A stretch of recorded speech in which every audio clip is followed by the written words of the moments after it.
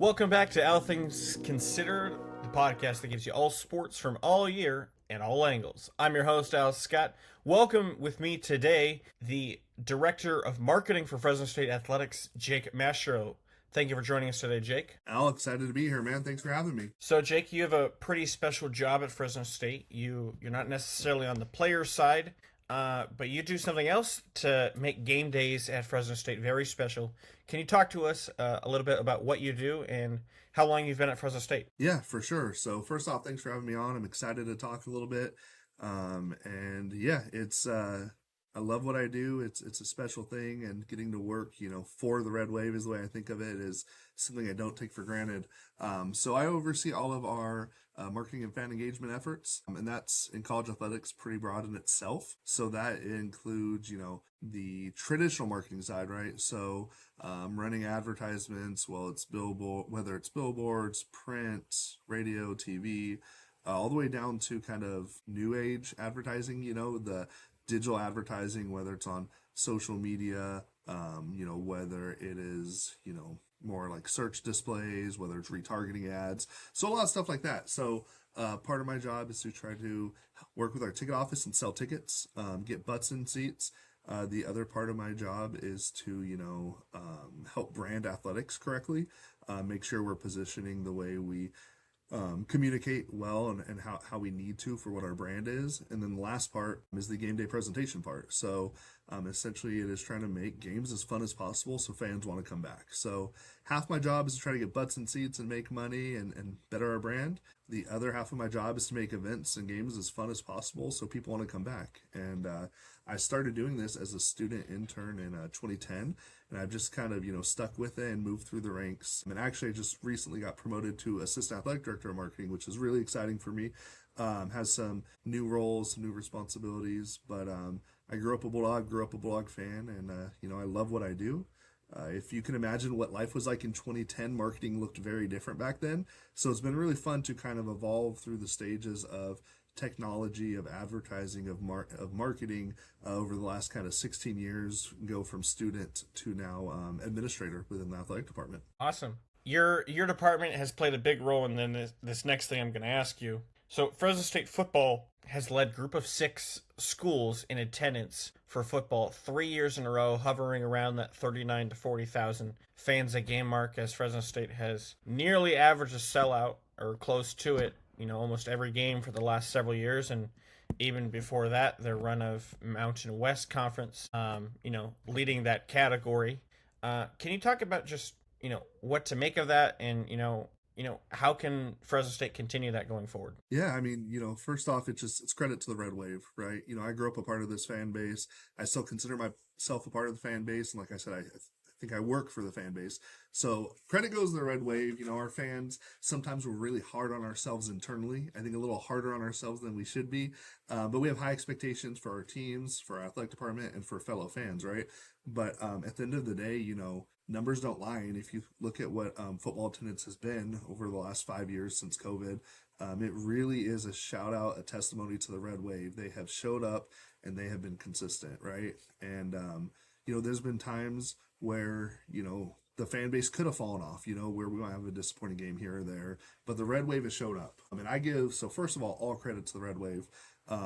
They've done a great job, and it feels like something since COVID is kind of, it awoke a sleeping beast, it feels like. So since starting in 2021, our fan base has been on it. They've been amazing. And they were great prior to that, but we did have some attendance struggles, but really shout out to the Red Wave. For us, for as far as the branding side, advertising, prior to 2020, we kind of shifted our focus in advertising away from kind of the game, essentially, to the atmosphere side, right?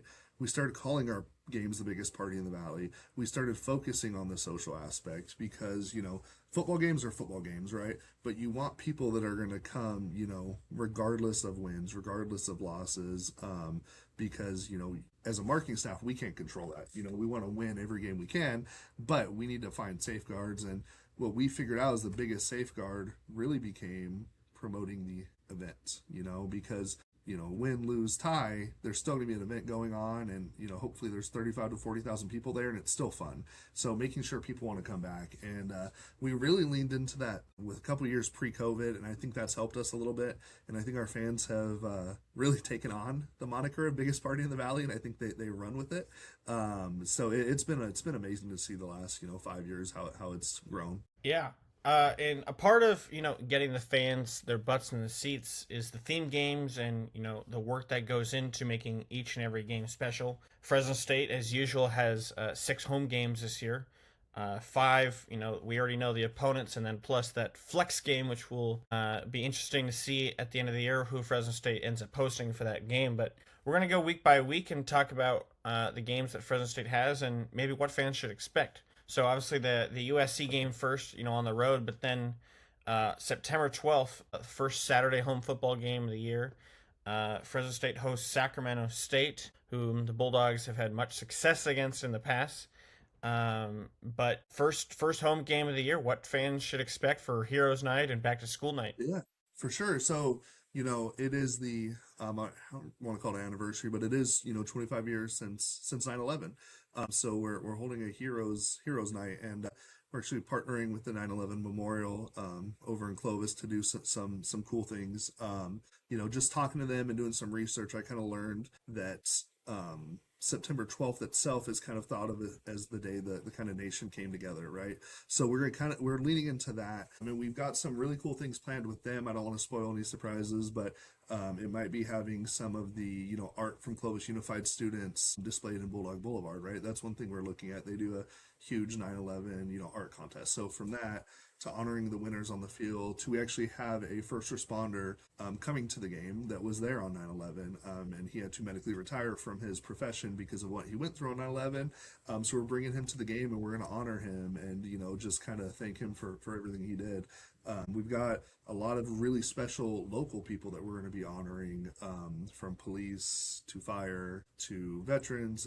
So just really trying to do right by them, just really show, unity and take a minute to really thank them for all they do.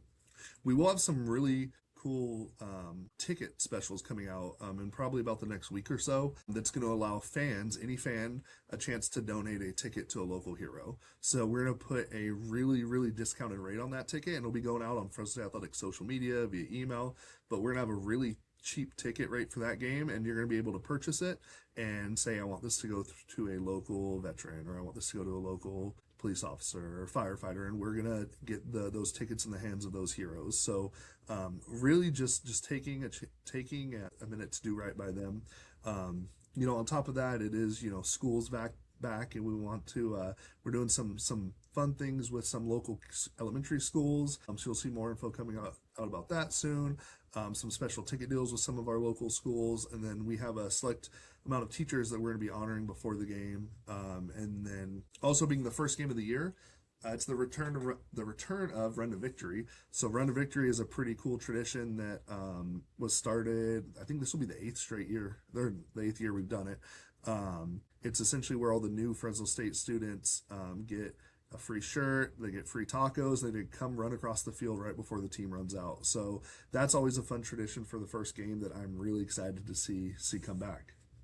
Yeah, I never got to do that. My first year as a Fresno State student, I was in a wheelchair, as you remember. I was gonna say, Al, do you want to tell your listeners about the first time you and I ever met, and why you called me at 9 o'clock on a Friday? I'm not going to get into that full story, but yeah, I met you on August 26th in 2022 that morning, and all my legs were fine, and later that night I broke my legs, but that's a fun story for another day.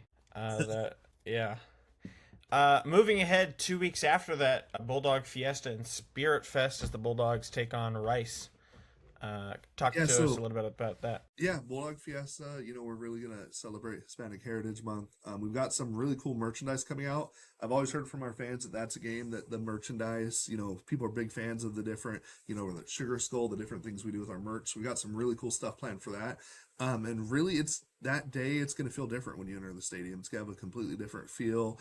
Really going to do our best to pay tribute to Hispanic heritage and really just have a fun atmosphere. So that's going to be a ton of fun. You'll notice the music's going to be different. There might be, some special performances during the game. Like at the last couple of years, we've had folklorico dance groups come, and we've got a lot of really good feedback on that. Our friends over at Bulldog Sports Enterprises might have some cool surprises at the entrance, maybe some performers we'll see. So there's a lot of really cool things going on that day. And then Spirit Fest. So I think, Spirit Fest is a great fundraiser and an opportunity for our spirit program to really get involved in the community and also help them financially. But on the flip side, I've heard from a lot of people that it's one of the favorite halftime shows. I've seen a lot of other schools or teams do it to where they have 50 to 100 kids. Like we've got about 400 kids on the field. If you've ever been to one of our games and seen our Spirit Fest, it is crazy. There is a kid at about every single half yard of our field, and they put on a cool performance. They show up early. They meet our spirit team, at about 7 a.m. They do a couple hours of rehearsal, learn the routine, and then they come back and perform it with them at halftime. And that's really a testimony to the hard work of our spirit team, who I think gets overlooked sometimes. But they work hard too. They're out there grinding, and that's a day that they get to kind of have fun with some kids, and teach the kids the routine, and all of us get to sit back and watch 400 cute kids perform a 2-minute routine on the field. So that's always a fun one too, and really just kind of a special event. Yeah, there's a lot of traditions I love at Fresno State football games, but just thinking off the bat, that's one that really stands out to me. Seeing all those little kids gather on the field, and that's a memory that they get to take with them for the rest of their life. Yeah. And I'm telling you, that event, anyone that's ever signed their kid up can attest. It sells out in a couple days. Like people wait for it, and that's a testimony to our spirit program. They do such a good job with it that we have so many families that want to do it again and want to return to do it. It's really a testimony to that program that they've created something so special that. There's essentially a waiting list to be able to perform. So shout out to them and all the hard work they put in. Moving ahead to October 10th, this is maybe the most busiest of the games on the schedule.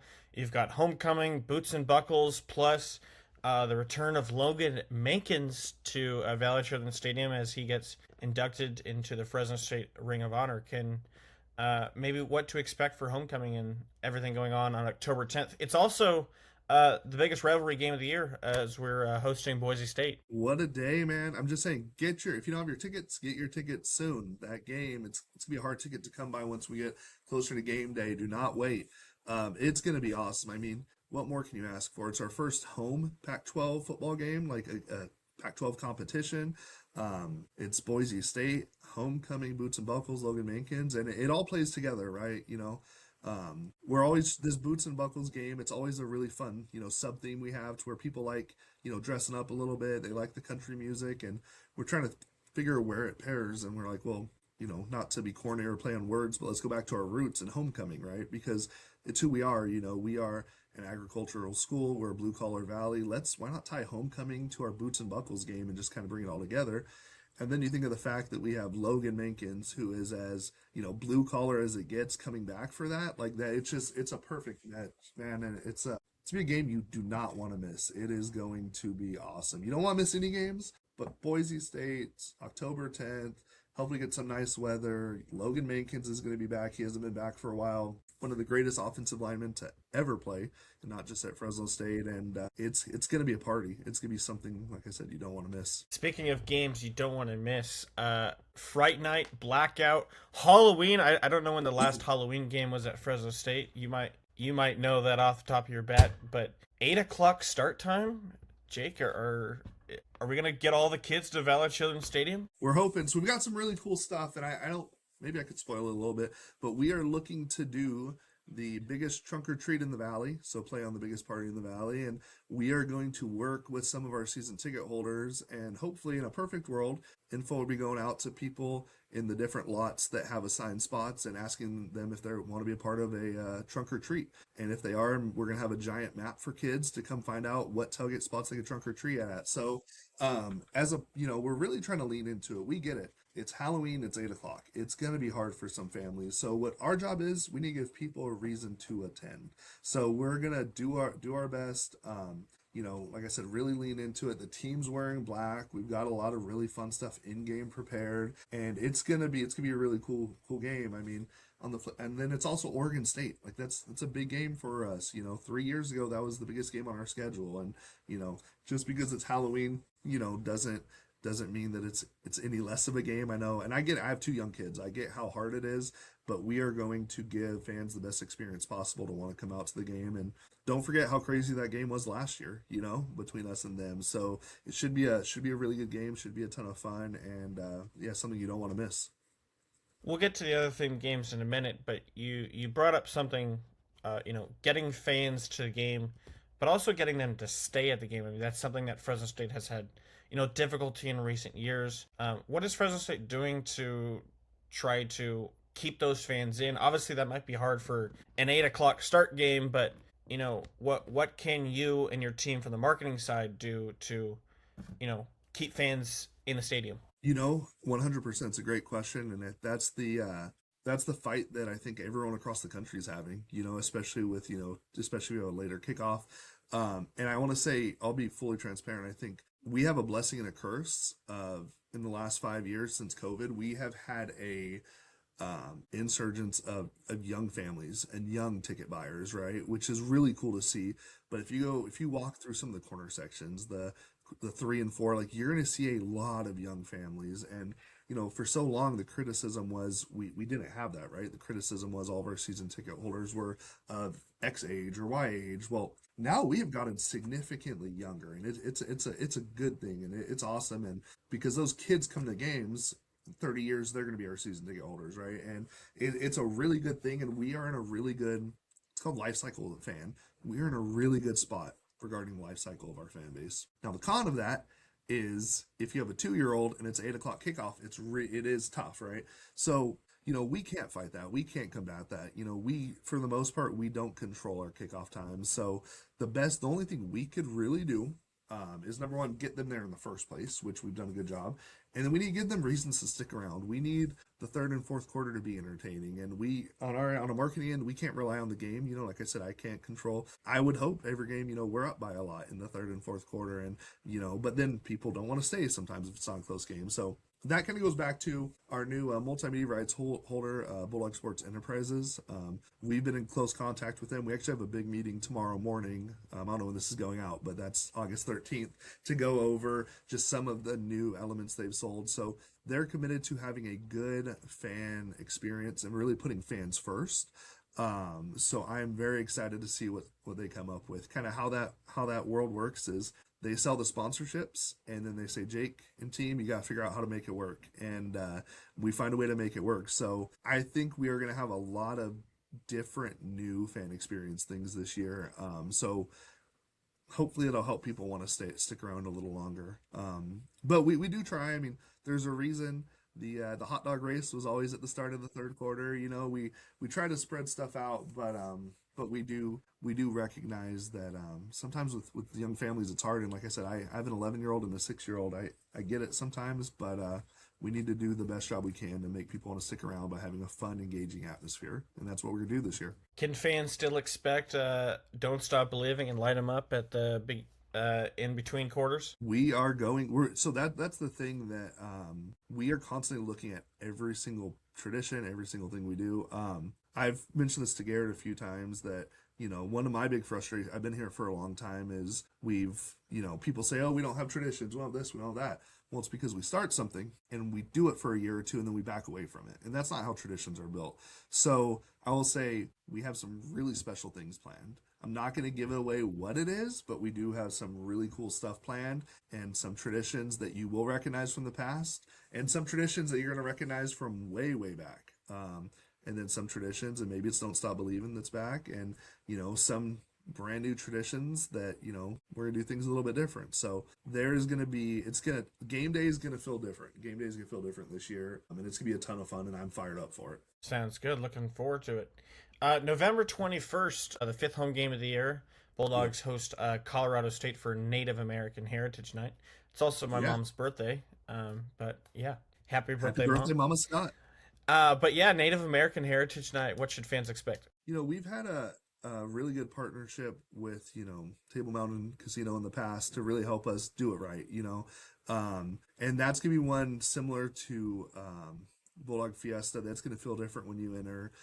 We've had different performances at games, really just going the extra mile to celebrate that culture and doing it right, and actually putting, I won't say our money where our mouth is because it's not really money, but putting ourselves out there, not just doing it to do it, but doing it the right way. And it's going to be a special night. It's going to be a ton of fun. Excited to partner with Table Mountain again, and kind of see what we could do a little different. But every year that partnership has evolved. If you've come to those games, one year there was shirts, one year there was a band, one year there was a bobblehead. So every year that kind of night has kind of upped itself a little bit in different ways, and really excited to see what we get done this year. It's going to be a fun special night. And 4:30 kick, right? So it'll be it's one of A little our bit earlier earlier. kickoffs. Yeah, so that'll be fun. Then final home game of the year. It's the weekend after Thanksgiving. Senior celebration, and if I'm did you is it Marvel It Day? is. That was our last minute. That was the one week, the curveball we threw at everybody. So that day's obviously important to honor our seniors, right? Get there. We do recognize that, not knowing the opponent, not having the kick time, that is tough on our fans. We get it. So we kind of sat and we're like, we have to come up with something. We need to do something different. Um, and we essentially came into a partnership with Marvel, and these things are not easy. We've been working on this since January. These things are, like I said, not easy. These things are not cheap, but we are putting our money where our mouth is, and we're saying we care about our fans, we care about fan engagement, and we jumped in to do this partnership. And not a lot of schools do this. JMU's done this. I don't know if any other athletic departments have done it. A lot of pro teams do it, but that's kind of their world. So we are one of the few schools to do this, and it's going to be game days gonna feel different. We've got a lot of different things going on. We have the Aaron Judge bobbleheads that we're gonna have, thousands given away at the gates. And if you don't want to, check your email. You should have got an email in the last few days, week. If you don't want to risk not getting a bobblehead at the doors, there's a special ticket package you can buy that guarantees you a bobblehead. But that's only, we're going to end that probably within the next few days. We're talking on August 12th. That's because we need to get the quantity of bobbleheads into order. So the bobbleheads are really sweet if you haven't seen them. It's Aaron Judge kind of morphed into Captain America. It's awesome. I think it's a home run, no pun intended. And then on top of that, we're gonna have some, I think over 20,000 Marvel posters given away, and it's gonna be Marvel Fresno State branding. We've already approved a bunch of merchandise, and the merchandise is gonna be sweet. So make sure you go to any of our licensed retailers for that. We're gonna have throughout the game, different Marvel things going on. The video board is gonna be Marvel themed. Everything's gonna have a little twist to it. So it's gonna be a really fun day, but that really came from, we kind of just sat down and we're like, look, this flex game is tough on fans, and we need to find a way to incentivize fans to come to this game. And we thought, what better day than to do a Marvel partnership, especially they have a huge movie coming out a few weeks later. So we're kind of hopping on that hype train, and it's gonna be fun, something we've never done before, and something that's gonna be really cool. And the bobbleheads are gonna be sweet. And Aaron's fired up about the bobbleheads. He's seen them, and he wants to make sure he gets a few. So that's going to be awesome. Love to hear it. So a couple years ago, something happened at one of the Fresno State games. You guys were planning to host a light show, and Yeah. obviously, I think it was towards the beginning of the fourth quarter. You guys didn't. It fell apart, and you guys had to announce that it wasn't happening. Could you talk about maybe what exactly happened, and if there's plans for a light show in the future? Bring up some past trauma. Yeah. No, it was one of the more disappointing things I've been involved in. And you know, it was really cool because it was kind of a pressure. It was essentially a cool test to see. We had not done a drone show really before. And people were really upset, and they were rightfully upset when it didn't go through. But it showed us that fans do have an interest, that there is an interest in that. I can't tell you, I'll give you kind of the backstory on what happened. We had tested them. Everything was good prior to game day. Game day rolls around. They're all set up. They're flying from the baseball stadium, like they're all laid out in the outfield, and a crazy amount of drones, and they all connect wirelessly. And they said it about, I want to say halftime. They I got a call from the technicians letting me know they're having trouble connecting, but they're going to keep trying. And they were pretty confident they could get it back going. Checking in with them, it felt like every 5 to 10 minutes, like what's going on, still nothing, still nothing. And it was a tough situation to be in because we wanted to wait it out because we wanted it to work. We wanted to give our fans that opportunity, but also we knew that we had to make the call at some point because it wasn't right to keep our fans till the end of the game. It was a late night. I think if I remember correctly, it was cold, and we did not feel comfortable not telling people it wasn't going to happen until the game was over. So we were kind of in a weird spot of when do we make the call, and we kind of thought that, to your point, I think it was the start of the fourth. If they weren't up and running, we just needed to let our fans know. And man, the boos and the mass exodus when we did it was tough to see, and it was a bummer. And I had so many people texting me, and I mean, I got it from all friends. I woke up the next morning, and after working a football game day is about probably a 14 to 16 hour day for me. I woke up the next day, and I'm exhausted and tired, and my 4-year-old jumps on me, and I'm like, give her a hug, good to see you. And I'm like, been beaten up and gotten texts from everybody, what's going on? And she says, Dad, what happened to the drone show? I was sad. I'm like, man, it's even for my kids. Because my wife and kids were there, and they're waiting for the drone show, and I think my wife was one of the ones that booed when we announced it wasn't happening. So I heard it from all angles, and we were incredibly disappointed and frustrated. But honestly, it was just a technological failure that we had tested. We thought we were good, and then it just didn't work. But we are working really closely with Bulldog Sports Enterprises to have some partnerships to bring some really cool stuff to Valley Children's Stadium. Whether it's a drone show, whether it's something else in there is going to be some cool stuff in the air this year. I could tell you that. But yeah, that's something that we are 100% looking at, and it shows that, I mean, the frustration, although it was tough, like I said, it shows that there's value and people want it. So we'll make it happen. So let's talk a little bit about Jake. I know that there's something unique you do before sporting events, not just football games, but all games, to get you and your marketing team motivated before games. Can you talk about maybe what that is? Yeah, so we have a pretty unique department. So Al was actually a part of it for a little bit, but we have one of the things I'm most proud of is our student internship program. So each year we have between 60 to 70 student marketing interns that intern with us, and some of them have gone on to work, Major League Baseball, NFL, college sports, like have taken on the world, and it's something I'm really proud of. And our internship, I would say if you ask 98% of the kids that have come through, it is fun. And that's kind of what we keep it as. We keep it fun, we keep it light, and we're a really tight knit group. So really we're always trying to do something different to bring us together as a group. And one of the things on football game days, it's gonna be a long day. We give the students, if they want, pass around. It started one year, I forgot what student was, but one student brought smelling salts and started passing around the group, and I was like, what are you guys doing? And then it just kind of became a football game day tradition that has kind of carried on. But really it's just a way for our students to kind of unite. It's a long day, it's a crazy day. And our student internship, it's completely, volunteer, but it really is. And Al, you can attest to this or say I'm crazy, but it really is like a little family, and it's probably the thing I'm most proud of. So I'm always looking for little things that we could do to really bring our group together.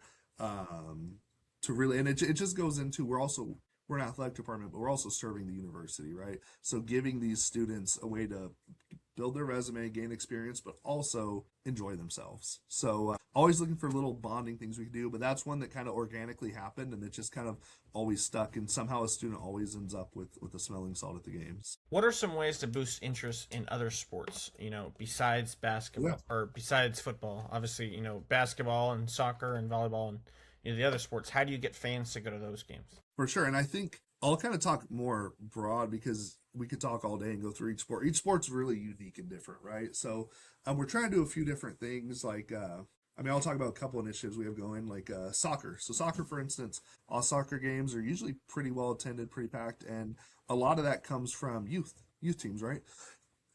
Excuse me. We have our first soccer game tonight in 3 hours. So big game for the dogs. First home game, first game of the year. But we have 3 youth teams coming to the game, right?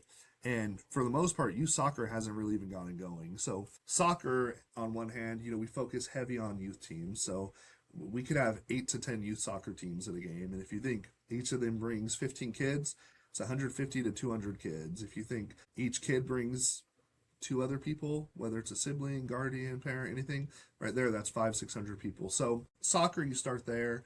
You know, volleyball, very similar.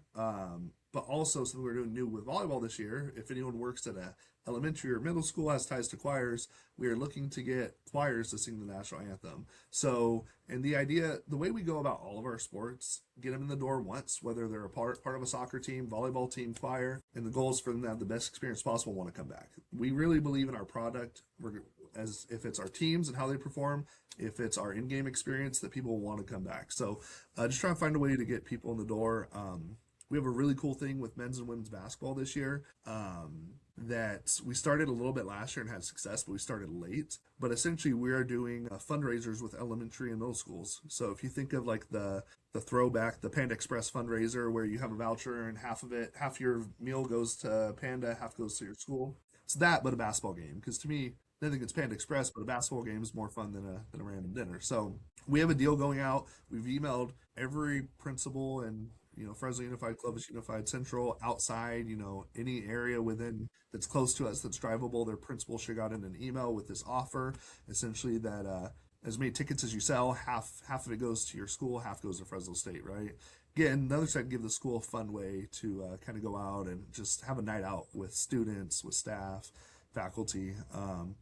A couple games last year, we had 200 to 300 people show up, and I'm like, well, if we could piece together now that we're ahead of it, have 3 or 4 of those schools do that at any given game, that would be huge for us. So that's one way. And like I said, the idea is hopefully they want to come back after they go to a game. In general, the Bulldog Pass is something that we debuted last year, and it was really good.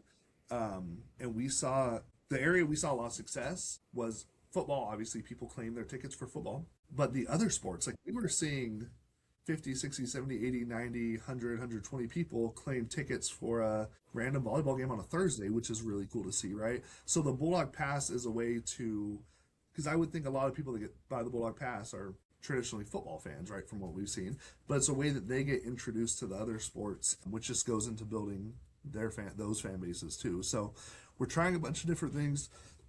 Excuse me. At all times, we've got a bunch of new elements going, and like I said, I'm really fired up for it. We're gonna have some fun stuff this year. Last question, and then I'll let you go. Yeah. Biggest thing you're looking forward to this season? Well, we'll talk football. I mean, I'm not saying you're not excited about the other sports, but what are you most looking forward to about this football season? Seeing the Red Wave, honestly, in that just marketing perspective, like there's nothing cooler. I've got a bunch of game day jobs, but one of my jobs is I coordinate the timing with the team to leave the locker room to get to the field. And I never played football at Fresno State. It was my lifelong goal. I wasn't a good football player, but to be able to turn the corner on the Red Mile and see the fans lined up with that little gap before the ramp starts, to walk down the ramp and see the Red Wave and see the band ready to play the fight song and see the Spirit Squad ready to run with ROTC. Just game days in the Red Wave are amazing. And I mean, it starts tonight, honestly. I know you said it's just football, but I'm excited to see a packed stadium at our soccer game in 3 hours. You know what I mean? Like, just seeing the Red Wave, being with the community it's the best. I try to talk to as many people as I can. I can't get everybody, but if anyone watching this, listening to this, ever sees me at a game, grab me, say hi, introduce yourself. I love talking to our fans, and there's a lot to look forward to. But honestly, the Red Wave, seeing them show up, seeing them show out, and just seeing how much fun they have on a game day, it's the best. There's nothing like it, and can't wait to see everyone in football about a month. It's crazy. Yeah. Month from today. That Red Mile's looking a little bit more red this year. I think it's like red carpet this year. Yeah. There's was that your idea? The red carpet was not my idea, but I was not opposed when it was brought up. So there is I'm telling you, game days from the color of some buildings to what's happening on the video board to promotions to music to what you see when you walk in. It's going to be very, very different this year, and it's going to be a ton of stuff focused on fan experience. And I am so excited to bring it to the Red Wave, and so excited to get in there September 12th and see how it goes. Sounds good. Well, thank you, Jake, and good luck to the season. And I look forward to seeing you bring the Bulldog football team out this year. I can't wait. Thanks for having me on, Al. Have a good one, man. Stay tuned for next week of All Things Considered.